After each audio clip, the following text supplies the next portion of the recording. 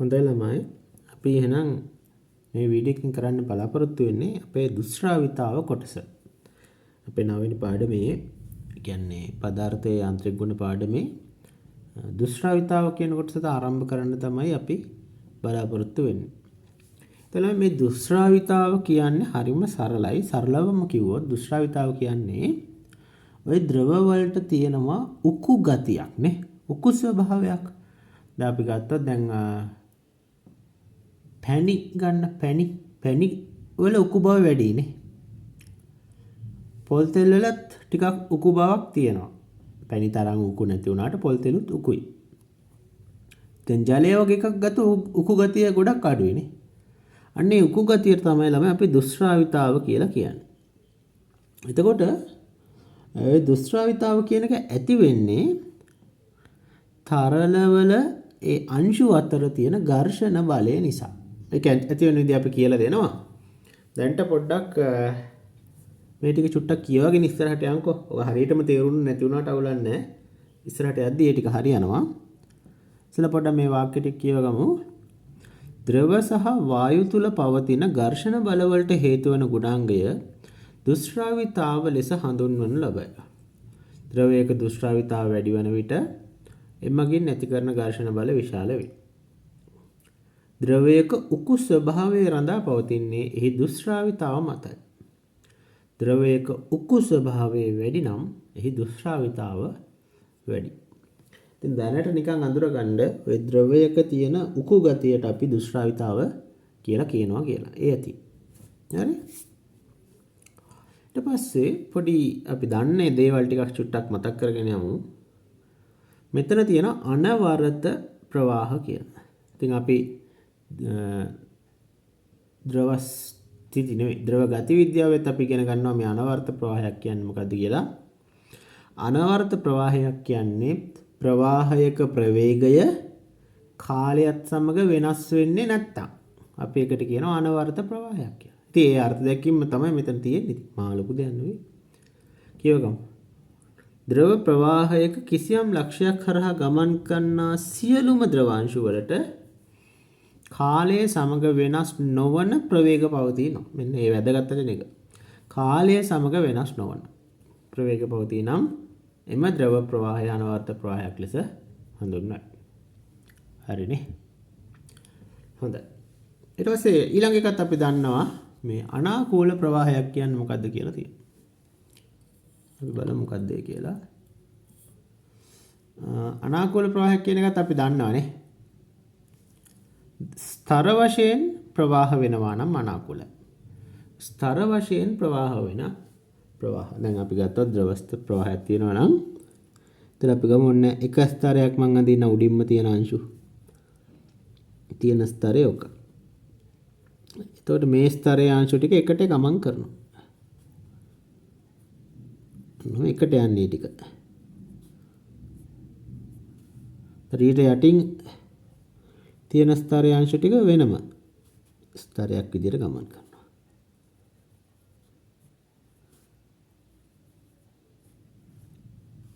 ඊටත් යටින් තියෙන ස්තරේ මේ තුන්වෙනි යටින් තියෙන ස්තරය.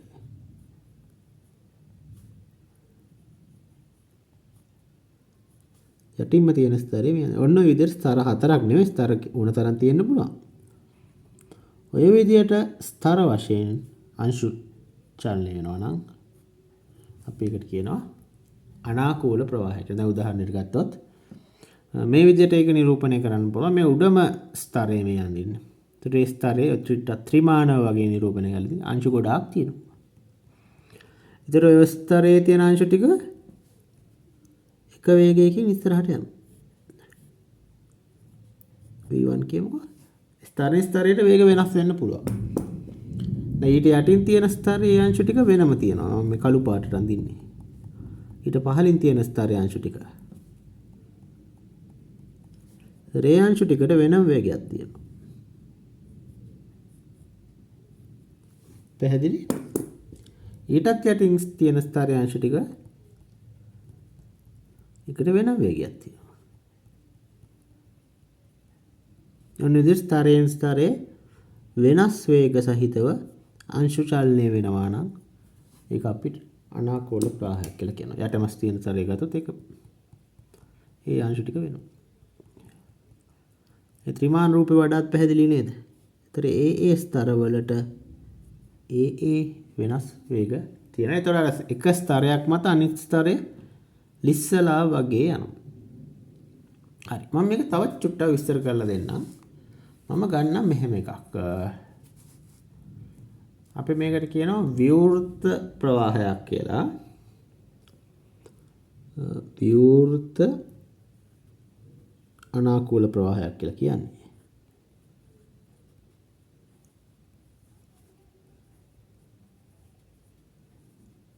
මේක වෙන්නේ හරියට නිකන් ගඟක වගේ පතුලක් තියෙනවානේ. පතුල තියෙනවා. අන්න පතුල. ඊට පස්සේ මේ උඩට තියෙන ජලය තියෙන්නේ උඩ විවෘතයි. තේරෙනවද? ගඟේ මතු පිට විවෘතයි. ඒක අර මොකක් හරි මේ මායිමක් නැහැ. ඒතර ගඟ එක පැත්තකට ගලනවා. මේකේ ජලය තියෙන්නේ. ඔන්න ඔය වගේ වට කියන අපි විවෘත ප්‍රවාහයක් කියලා. මේ උඩ පැත්ත විවෘතයිනේ. වාතයට විවෘතයි. යට පැත්ත නෑ යටපතුල. ඉතින් ඔන්න ඔය වගේ වට කියනවා විවෘත අනාකූල ප්‍රවාහයක් කියලා. ඒතර අපිට විභාගයට අහනවා මෙන්න මේ වගේ ප්‍රවාහයක් දීලා ඒකේ දැන් මේ පහළ ඉඳන් ඉහළට යන්න ස්තරවල ප්‍රවේගය වෙනස් වෙන ආකාරය අපිට ඇඳලා පෙන්නන්න කියලා කියනවා. හරි. ඒතර හොඳට මතක තියාගන්න ළමයි. මෙන්න මේ පතුලට ආසන්නම ප්‍රවාහයේ වේගය බිඳුවයි. ඒ කියන්නේ යටම තියෙන ස්තරය නිශ්චලයි. පතුලේම තියෙන ස්තරය නිශ්චලයි. ඒ කියන්නේ පතුලෙම තියෙන ස්තරයේ ප්‍රවේගය බිඳුවක් වෙනවා. ඊට පස්සේ මේ ඉහළට යන්න ස්තරවල වේගය වැඩි වෙනවා. මේක උට අඳින්න මම මෙන්න මෙහෙම ඉරි කැලකුත් ගහගෙන ඉන්නම්.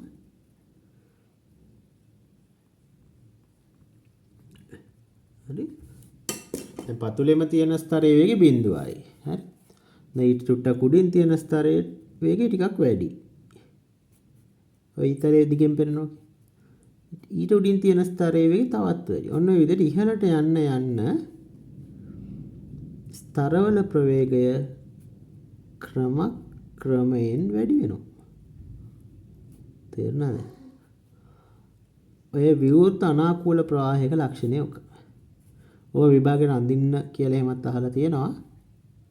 ඒතර ඉහළට යන්න ස්තරවල වේගය ක්‍රමයෙන් වැඩි වෙන ප්‍රවාහයක්. ඒතර වේගය වැඩිම තියෙන්නේ උඩින්ම ගමන් කරන ස්තරය. උඩින්ම තියෙන ස්තරය තමයි වැඩිම වේගයක් තියෙන්නේ. ඔය විදිහට ඉහළට යන්න ස්තරවල ප්‍රවේගය වැඩි වෙනවා. මොන වගේ එකද?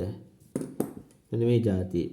විවෘත අනාකූල ප්‍රවාහයක ස්තරවල ප්‍රවේගය වෙනස් වෙන විදිහට. තව එකක් චුට්ටක් බලමු. අපි බලමු ඊළඟට නලයක් තුල අනාකූල ප්‍රවාහයක්. මේ ස්තරවල ප්‍රවේගය වෙනස් වෙන ආකාරය. නලයක් තුල අනාකූල ප්‍රවාහය.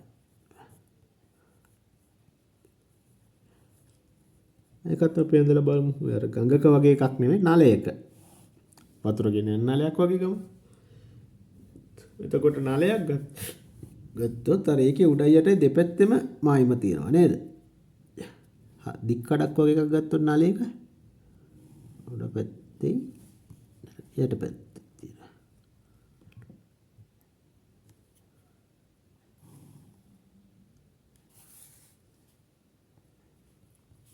දික් කඩක් වගේනේ ගන්න වෙන්නේ නේ නලේ. ඒතර මේක ඇතුලේ ජලය ගන්නවා.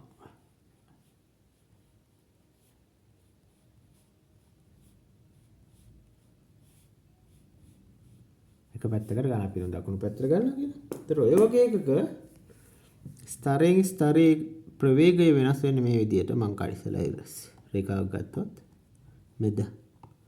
හරහා ඒකේ ළමයි ඒක අර ප්‍රවේග වෙනස් වෙන විදිහ අඳින්න වෙන්නේ මෙහෙම රවුමක් අර්ධ වෘත්තයක් වගේ ගහ ගන්න වෙනවා.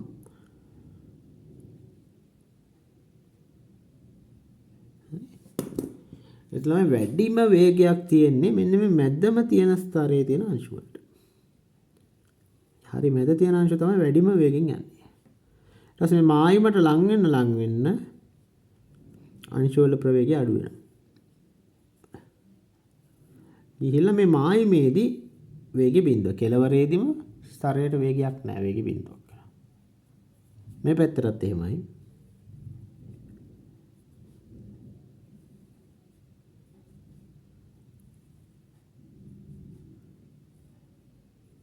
මේ පහළම කෙලවරේ මායිමේදී වේගය බිඳුවක්. පැහැදිලිනේ? ඒතර ඔන්නෝක තමයි නලයක් තුල අනාකූල ප්‍රවාහයක ස්තරය වේග වෙනස් වෙන ආකාරය. ඉතින් මේ රූප දෙක චුට්ටක් මතක තියාගන්න. විවෘත ප්‍රවාහයකයි නලයක් තුල ප්‍රවාහයකයි ප්‍රවාහ රේඛා අඳින්න කිව්වොත් ප්‍රවාහ රේඛා නෙවෙයි. ස්තරවල ප්‍රවේග වෙනස් වෙන ආකාරය ඇඳලා පෙන්වන්න කිව්වොත් ඔය රූප අඳින්න ඕන. හරි අපි ඊළඟ මාතෘකාවට යමු. පිටුවේ පහළම කෙළවරේ තියෙනවා ස්පර්ශීය ප්‍රත්‍යාබලය කියලා. බලමු මොකද්ද කියලා. මම මෙහෙම ගන්නම්කෝ. මේ හිතන්න මේ අංශු ස්තර තුනක්. ප්‍රවාහයක තියෙන ස්තර තුනක්. හරි. මේ ස්තරයේ වේගය මම ගන්න ළමයි v1 කියලා. හරි. ඊට යටින් තියෙන ස්තරයේ වේගය v2 කියලා ගන්නවා. හරි. ඊට පස්සේ අපි උපකල්පනය කරමු මේ යටම ස්තර මේක වැඩක් නැහැ නිකන් එක දුන්නේ. v1 විශාලයි v2 කියලාත් අපි උපකල්පනය කරමු. ඒ කියන්නේ මේ යට තියෙන ස්තරයට වඩා මේ උඩිස් තියෙන ස්තරයේ වේගය වැඩි. හරි? ඒතර අපිට තේරෙනවා උඩ ස්තරයේ වේගය වැඩිනේ. යට එකේට වඩා උඩ එකේ වේගය වැඩි. කියන්නේ මේ ස්තරය මත මේ ස්තරයේ ලිස්සලා යනව නේද? වේගය වැඩි කියන ලිස්සලා යනවා ඉස්සරහට. ඇතිල් වෙනවා නේ මේ ස්තර දෙක. වේග වෙනස්නේ. ඒක නිසා මේ ඉස්සරහට යන ලිස්සලා යන එක්කෙනා මත ස්තරය මත පිටිපස්සට ඝර්ෂණ බලයක් ඇති වෙනවානේ. මේ ඝර්ෂණ බලය මම F කියලා ගන්නවා. මේ යට තියෙන මෙයා මත අනිත් දිශාවට ඝර්ෂණ බලයක් ඇති වෙනවා. එයි මේ ස්තර දෙක වේග වෙනස්. ඒතර ස්තර දෙක ඇතිල්ලීමක් සිද්ධ වෙනවා. ඒතර ස්තර අතර ඇති වෙන ඝර්ෂණ බලය. හරි? ඊට පස්සේ මේ ස්තරයක වර්ගඵලයක් තියෙනවානේ. ඒ වර්ගඵලය මම කැපිටල් A කියලා ගන්නම්. හරි. දැන් අපේ මාතෘකාව ස්පර්ශීය ප්‍රත්‍යාබලයනේ. එතකොට ස්පර්ශීය ප්‍රත්‍යාබලය කියන්නේ මේක. හරිම සරලයි ආ. ස්පර්ශීය ප්‍රත්‍යාබලය කියන්නේ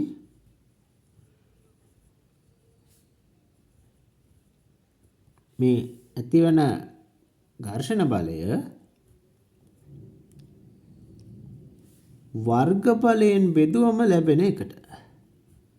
ඒ කියන්නේ ඒකක වර්ගඵලයක් මත ඇතිවන ස්පර්ශීය ප්‍රත්‍යාබලය. මේ ඝර්ෂණ බලයට කියනවා ස්පර්ශීය ප්‍රත්‍යාබලය. හරිනේ? ඒකක වර්ගඵලයක් මත ඝර්ෂණ බලයට. හරි? එතකොට මොනවාද ඒකක? මෙයාගේ ස්පර්ශීය ප්‍රත්‍යාබල ඒකක. බල ඒකක නිව්ටන් වර්ගඵලයෙන් බෙදලා ඒක බෙදුවා මේක උඩට එද්දි වර්ග මීටර යට කියලා එනවානේ. nm ඍණ 2. හරි කියවගමු. කිසියම් ද්‍රව ස්තරයක ඒකක වර්ගඵලයක් මත ක්‍රියා කරන ස්පර්ශීය ඝර්ෂණ බලය ස්පර්ශීය ප්‍රත්‍යාබලය ලෙස හඳුන්වනු ලබයි. ස්පර්ශීය ඝර්ෂණ බලයට කියනවා ස්පර්ශීය ප්‍රත්‍යාබලය කියලා. ඒකක වර්ගඵලයක් මත ක්‍රියා කරන ස්පර්ශීය ඝර්ෂණ බලය. ඉතින් මේ මතක තියාගන්න ස්පර්ශීය ඝර්ෂණ බලයේ වර්ගඵලයෙන් බෙදුවම ලැබෙන එක. හරිනේ? හරි. නෝට් කම්ප්ලීට් කරගන්න. ඊළඟ පිටුවට යමු. ඊළඟ පිටුවේ උඩම මාතෘකාව කියවගමු. ප්‍රවේග අනුක්‍රමණය. තවත් රාශියක්. අර විදියම තමයි අපි මේ ස්තර දෙක වේග v1 සහ v2 කියලා ගමු. හරි? ඊට පස්සේ මේ ස්තර දෙක අතර තියෙන පරතරයක්. ඔන්න ඔය පරතරය මොන ඩෙල්ටා L කියලා ගන්නවා. හරි? ප්‍රවේග අනුක්‍රමණය කියන්නේ දැන් අපේ මාතෘකාව ප්‍රවේග අනුක්‍රමණය.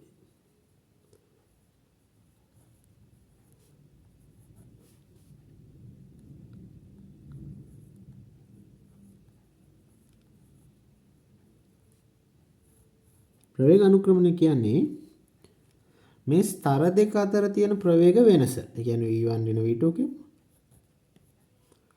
ඒ ස්තර දෙක අතර තියෙන පරතරයෙන් බෙදුවම ලැබෙන එක. ඩෙල්ටා L ගෙන් බෙදුවම ලැබෙන එක. අන්න ඔක. ඒක අපිට ඔන්න ලියන්න පුළුවන්. ප්‍රවේග දෙක ස්තර දෙකේ ප්‍රවේග වෙනස කියන එක වන්න ඩෙල්ටා v කියලා ගමු. ඩෙල්ටා v බෙදීම ඩෙල්ටා L කියලා මතක තියාගන්න. හරි. ඔක තමයි ප්‍රවේග අනුක්‍රමණය. ප්‍රවේග වෙනස බෙදීම ඒ දෙක අතර දුර. ඊට පස්සේ මේකේ ඒකකය මොනවද දෙන්නේ? ඩෙල්ටා v ගේ ඒකක මීටර්, තප්පරයට මීටර් බෙදනවා මීටර වලින් නේ. මීටරට මීටර කැපිලා S ශ්‍රේණ එක කියලා එනවා. ඔන්න ඔයාලා හදලා බලන්න. හරි. ලියා ගන්න නෝට් එක. හරිනේ. දැන් අපි සමීකරණයකට එමු. සමීකරණ ඔප්පු කරගන්න යන්නේ.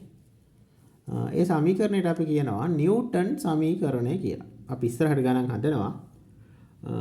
නිව්ටන් සමීකරණය පොඩ්ඩක් කියවගෙනමු. ඊට කලින් මේ පොඩි ප්‍රකාශනයක් තියෙන ඒක කියවලෙමු. ඊට පස්සේ අපිට සමීකරණය ඔප්පු කරගන්න පුළුවන්. අනාකූල ප්‍රවාහයක හැසිරීමෙන් ගලා යන ද්‍රවයක අනුයාත ස්තර දෙකක් අතර පවතින ස්පර්ශීය ඝර්ෂණ බලය හේතුවෙන් ඇතිවන ස්පර්ශීය ප්‍රත්‍යාබලය. ඔන්න ස්පර්ශීය ප්‍රත්‍යාබලය එම ස්තර අතර වූ ප්‍රවේග අනුක්‍රමයට අනුලෝම ලෙස සමානුපාතික වන බව අයිසෙක් නිව්ටන් විද්‍යාඥයා විසින් පෙන්වා දෙන ලදී. එයා මොකද කියලා තියෙන්නේ නේ? ඉරි ගහගන්න. ස්පර්ශීය ප්‍රත්‍යාබලය ප්‍රවේග අනුක්‍රමණයට අනුලෝම ලෙස සමානුපාතිකයිලු. එයා ඒක කියනවා. ඒක පොඩ්ඩක් මම වචනෙට දාගන්න. එයා කියනවා ස්පර්ශීය ප්‍රත්‍යාබලය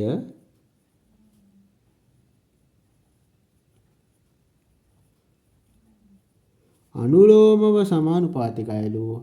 මොකටද? ප්‍රවේග අනුක්‍රමණයට. ඕක තමයි අයිසෙක් නිව්ටන් කියලා තියෙන්නේ. හරි? හරි. ඒතර ස්පර්ශීය ප්‍රත්‍යාබලය කියන එක අපි ඉස්සෙල්ලා ඉගෙන ගත්ත F බලය බෙදීම වර්ගඵලයනේ. ප්‍රවේග අනුක්‍රමණයට අපි දාපු සංකේතය මොකද්ද? මේ මෙතන මුඩ තියෙන ඔය පිටුවේම ඩෙල්ටා v බෙදීම ඩෙල්ටා L කියලා තියෙනවා. ඊට පස්සේ මේ සමානුපාතික ලකුණු අයින් කරන්න නියතයක් දාමු. ඒ නියතයට අපි කියනවා මෙන්න මේ සංකේතය දාන්නේ. ওই සංකේතයට අපි කියනවා ඊටා කියලා. ඊටා ඊටු ටිකක් ලියමු. ඩෙල්ටා v බෙදීම ඩෙල්ටා L. ඔන්න ඔය සමීකරණයට අපි කියනවා නිව්ටන් සමීකරණය කියලා. F බෙදීම A සමානයි ඊටා වාරයක් ඩෙල්ටා v යට ඩෙල්ටා L. ඔක අපි ගණන් හදන්න භාවිතා කරනවා. අපි ඒක ගණන් හදන වීඩියෝස් වලදී අපි හදමු. හරි. මෙන්න මේ දාගත්ත මේ නියතයේ තියෙනවනේ සමානුපාතික ලකුණු අයින් කරන ඊටා. ඔන්න ඔකට අපි කියනවා දුෂ්‍රාවිතා සංගුණකය කියලා. ළමයි දුෂ්‍රාවිතා සංගුණකය කියන්නේ ද්‍රවය අණුව වෙනස් වෙන ද්‍රවයක්. ඒකේ ඒකකය එනවා නිව්ටන් වර්ග මීටරයට තප්පර. ඒක කාදේශ කරලා බලන්න ඔක එනවා. හරි? මෙන්න මේ දුෂ්‍රාවිතා සංගුණකය වෙනස් වෙන්නේ ද්‍රවය මත. හරි? ඒතර මේ ද්‍රවයෙන් ද්‍රවයට දුෂ්‍රාවිතා වෙනස් වෙන ආකාරය මේ වගේ පොඩි උදාහරණ ටිකක් දීලා තියෙනවා. මේකේ බලන්න දැන් දුෂ්‍රාවිතාව ගොඩාක් වැඩි පැණිවලනේ මේ දීලා තියෙන වගේ පැණිවල තමයි දුෂ්‍රාවිතා සංගුණකය ගොඩාක් වැඩි 102ක්. ඒ වගේම අපිට තේරෙනවා පැණි කියන්නේ ගොඩාක් උකු ද්‍රවයක් නේ. ඒ කියන්නේ ද්‍රවයක් උකු වෙන්න ඒ ද්‍රවයේ දුෂ්‍රාවිතා සංගුණකය වැඩි වෙනවා. දැන් ජලය කියන්නේ උකු ගතිය අඩු ද්‍රවයක්. ඉතින් දුෂ්‍රාවිතා සංගුණකයත් අඩුයි. පැණි කියන්නේ උකු ගතිය ගොඩක් වැඩි. ඉතින් දුෂ්‍රාවිතා සංගුණකයත් වැඩි. අන්න ඒ විදිහට උකු ගතිය වැඩි වෙන්න ළමයි දුෂ්‍රාවිතා සංගුණකය වැඩි වෙන බව පොඩ්ඩක් මතක තියාගන්න. හරිනේ? හරි. ඔක කම්ප්ලීට් කරගන්නකෝ.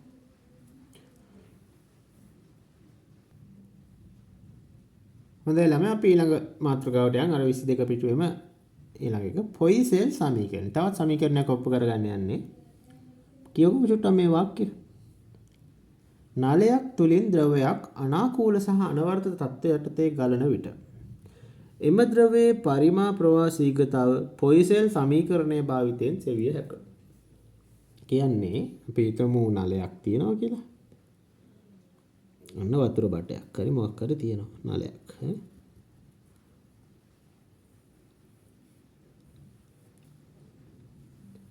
ඊට අපි හිතමු මේ නලයේ අරයක් තියෙනවනේ. අරය සිම්පල් එක කියලා ගමු. හරි සිම්පල් එක කියන්නේ අරය. කොහෙන්ද ලියන්නේ? මේ සිම්පල් එක කියන්නේ අරය. හරි. ඊට පස්සේ අපි හිතමු මේ දෙක හරහා පීඩනාන්තරයක් තියෙනවා. හරි. මේ නලිය කියන්නේ අපි හිතමු මෙතන P1 කියලා ගත්තොත් මෙතන පීඩනය මේ පැත්තේ පීඩනය අපි P2 කියලා ගත්තොත් පීඩන වෙනසක් තියෙනවා අපි ඩෙල්ටා P කියලා කියමු. ඒ කියන්නේ P1 වෙන P2 නේ. මේ දෙපැත්තේ පීඩන අතර වෙනස P1 වෙන P2 හරි. ඔය ඩෙල්ටා P කියන එකට අපි කියනවා පීඩන අන්තරය කියලා. නලයේ දෙකලවර පීඩනය වෙනස පීඩන අන්තරය. මේක ඩෙල්ටා P. ඊට පස්සේ මේක තුලින් කිසියම් ද්‍රවයක් ගලනවා ළමයි නේ. එතකොට මෙහෙට මොකක් හරි ද්‍රවයක් ගලනවා.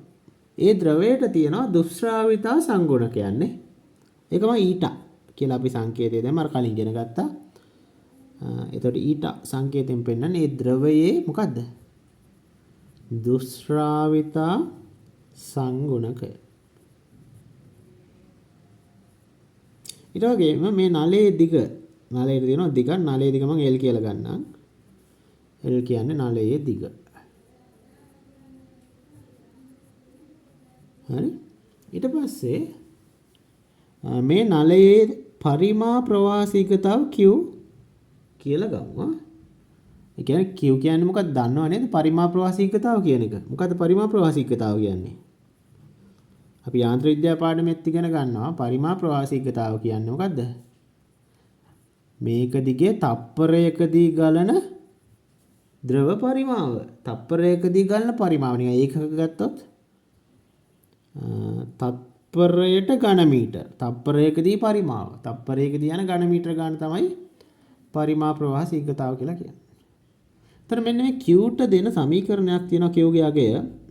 සමීකරණය තමයි phi A වල 4 වෙනි බලය, ඒ කියන්නේ අරය වාරයක් ඩෙල්ටා P. ඩෙල්ටා P කියන්නේ පීඩන වෙනස දෙපැත්තේ.